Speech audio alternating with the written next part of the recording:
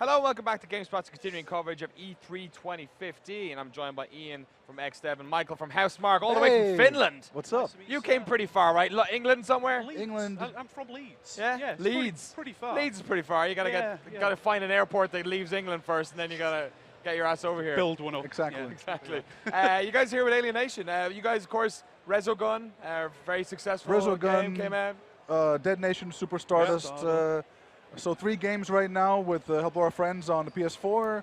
Previous generations also. So yeah, Alienation's looking good. Yeah, tell us about it. How long have you been working on it, first of all? Well, it's always like from idea stage to the first prototypes. Yeah. It takes such a long time. I forget, but it's been on the works for a little while. We first announced at Gamescom 2013. I think. Oh, really? Okay. Yeah. Was so, it been that so long a already? 2 years ago. little bit before Almost. then, and Yeah. takes time. Good old Gamescom. I like when Gamescom gets a shout with some announcements.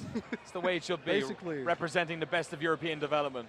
And I have to say, the trailer at Gamescom was one of the kind of NC-18. There was a guy's face exploding, and I didn't know how It's good. It's good shit. it just happened that way. It works. Excellent. I feel like your studio, Housemarque, was really sort of blew into the public consciousness with Resogun. It was a game that did very successful on PlayStation 4, also Yeah. came out on PS Vita and on PS3. But for folks who don't know about Alienation, what exactly is it?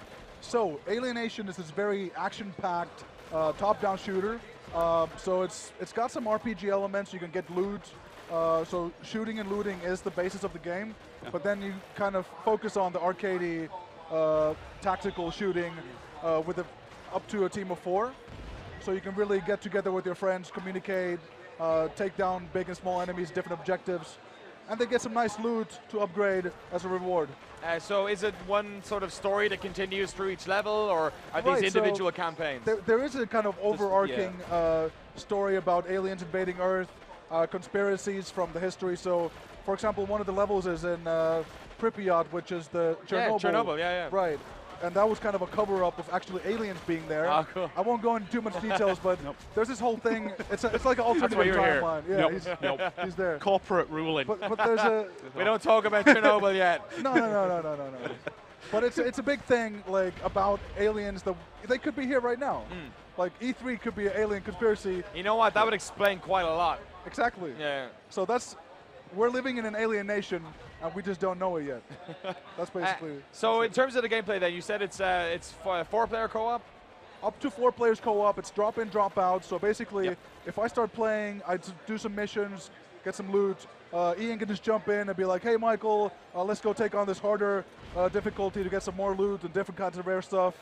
So there's always this different levels of difficulty. Do you ever have a sort of AI co-op people with you, or does the difficulty just scale when new people come scaled. in? Yeah, it's automatic scale. So, and there's a lot of things that we're still working on. So Yeah, I'm sure it's the type of game, especially with a variety of different enemy types, the amount of people that can be playing, different weapons. There's lots of variables about trying to it's like balance it. insane. How many? Well, like we got teleporting aliens, we got huge aliens, shield aliens, ninja aliens. And everything can have an elite variant as well. Like Mikhail said, the RPG elements mean that we can spawn in a random alien, but he's elite and he'll mess you up pretty quick. Cool. So And look at those graphics too. that's me. That's me playing that. That's you. That's you're playing right there. Look how good that is. So one we of the have, greatest things about this as well is that obviously you guys are no strangers to creating these types of games. Yeah. But with new consoles, you're able to do like 1080 60 as well. And I was watching some gameplay of this on YouTube last week. And it really looks absolutely. It probably isn't in 1080 60 on our live stream, but it looks really pretty sweet when you're playing it. We're working out the kinks. It's working on a proprietary engine. It's doing pretty well. And for us, it's about optimal performance. Housemarque has always been like a tech-centric company. Yeah. So we'll try to get as many explosions on the screen while still having a really good experience. Keeping it up there. So we'll be announcing specs later on. Cool. And I think it's a really important pillar for you guys. I think certainly with Resogun, it's what we're like Housemarque fans I get expect. emotional whenever we start talking about tech. It's always a little bit. But for example, there's a lot of physics in there. Most of it's to make it look impressive. Even here, the light on the ice you can see shine like that. So it's all physical based rendering. There's a lot going on there. Really cool lights and shadows and everything. And other than that, it's just a pure kind of adrenaline arcade shooter. So it's a simple thing in a kind of a Fabergé egg. Cool. A nice Fabergé egg reference. Yeah. That we blow up into was as that we many blow up. million Yeah. pieces we can. With dynamite. So the loot, obviously, everyone loves the loot run, like trying to like get as much stuff as possible. Yeah. Is the loot? Are there different characters and you're sort of leveling So, up the loot for individual yeah. ones? So we've got, I mean, as of what we're showing today, we've got three main character classes. It's tank, healer, and sort of a DPS. He's our rogue. Each one of those have got, every character's got an individual sort of talent tree, so you can spec the character out as you want. But not only that, every weapon that drops is random and has its own talent tree as well. They level up with you. You can choose the right loadout. So your classes have like defense buffs that will help the whole team. Yeah. One guy has those shields that you can see on the screen. Yeah, that's the tank superpower going on right there. And then the other one will heal, the other one will make you invisible, so on and so on. Yeah. So you can really cooperate with the different classes. But like Ian said, each weapon has an upgrade tree for its own. So that just like multiplies everything. And yeah, it's cool. How many types of weapons are there? What are we talking about? 7. I've never counted. There's potentially more than that. You have 3 slots, and I can't list them all. There's 3 main slots, and then you can kind of. And then you have the classic. So you have like common, uncommon, epic, and legendary weapons, and then there's mutate. It's something, to tell the truth, we haven't really discussed at E3 because it's the first time we've really shown it. But we'll be coming back to that. That's a whole other. It's the reason to keep playing. We want it to be a long tail campaign and something that people keep coming back to. And that's all new stuff for Housemarque. Like if you look at Dead Nation, there is some, you can buy weapons, you can upgrade stuff, and it's very linear. This is the first time we're kind of doing this more of a shoot and loot kind of thing. Yeah. And even for 4 players, it's a our first 4-player game.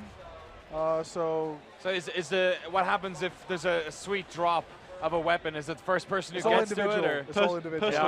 All personal loot. we don't want people falling out. I mean, there's some little aspects that we want some players maybe to fight each other at some point. That's going to be a little secret we'll talk about later. Cool. But other than that, we want everybody to keep the peace. Yeah. You know. Presumably, then it'd be difficult to do that on one machine. Is there any split screen stuff going on, or is this all online? Not as of right now. We're focusing on online, and I think that there's so many PS4s out there, and you really get that personal experience. It's a lot about communicating with your team, and to be honest, a local thing would be cool, but maybe it would hinder that sort Later of. on, then. Yeah, so focusing on this for now. Cool. And you were updating Resogun as well after it was launched. Resogun just got Wipeout ships, man. Wipeout Oh, really? And the soundtrack. Like Physars and and really? the Oricoms and the some future sound of London in there or somewhere. Or who is it? There's the soundtrack came out, so the soundtrack's there. It's all good. People were really excited about that. Excellent. And that was included in season pass content. So that's like basically we have the cheapest season pass of all time ever, with the most content. How much is it? It's like £6 or something. £6 for 2 expansions, maybe that's a like, soundtrack, what is it, $7, all the $8? humans. Yeah. And you get everything. Excellent. And it came in as well on Vita. So are you guys going to do the same with this? Is this going to be PS4 only? You got PC. You got. This is all from a developer perspective. Yeah. Corporate again. We are the tech guys. Yeah. And we want to get, like, PS4 is such an awesome platform to make the most explosions and just wreak havoc, you know? So for us, the Vita would need a lot of focus. So we're not, as a team, we're not focusing on anything like that yet. We're focusing on bringing the best performance for the PS4. That's similar to what you do with Resogun, I guess. Absolutely. And you sort of got it at the door and then. The Resogun, it's funny how it looks sort of a, arcadey and simple, but underneath we just took all the power and made everything explode. It's very close to our hearts. Yeah, and you got to focus on that first, and then.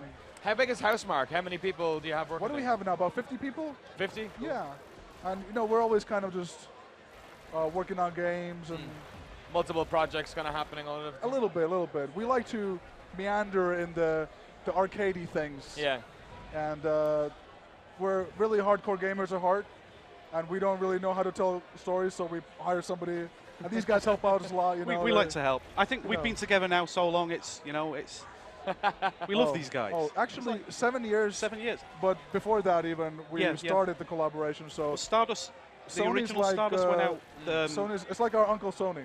Yeah. Oh yeah. Yeah, and XDev is like, it's working out for you guys. It's a big part of Housemarque. Yeah. It's part of the brand. Awesome. So, like you guys said, it'll be coming up on 2 years since you first announced it.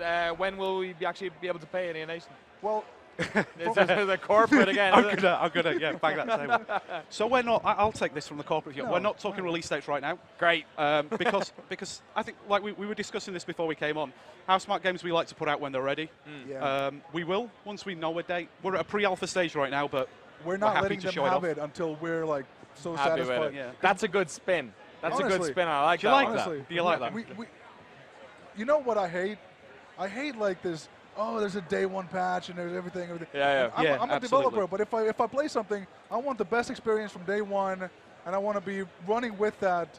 I mean, I buy early access games. I'm cool with that. But then again, if I'm going to release something, I'll make damn sure that it's ready. So you're not having. I like that. No Yeah. more patches through QA, Exactly. things like that. So it's soon TM, Soon. basically. Soon. Yeah. Soon. Yeah. Excellent. One last question, actually, before you guys go, because you're so experienced, obviously, in making games for the PlayStation platform as a whole, and obviously with XDev, you're used to working with a lot of developers who are making games to your platforms. Yep.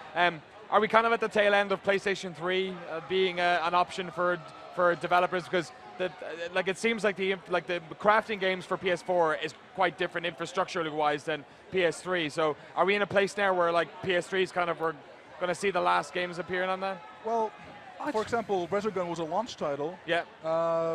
We got into that really well, and it's not like a step backwards to going back, but I think that we're always focusing on such a specific architecture that with the size of 50 even as a team, it would be hard to do that. Yes, so, of course. But if we outsource or if we have friends come in and help us, then maybe.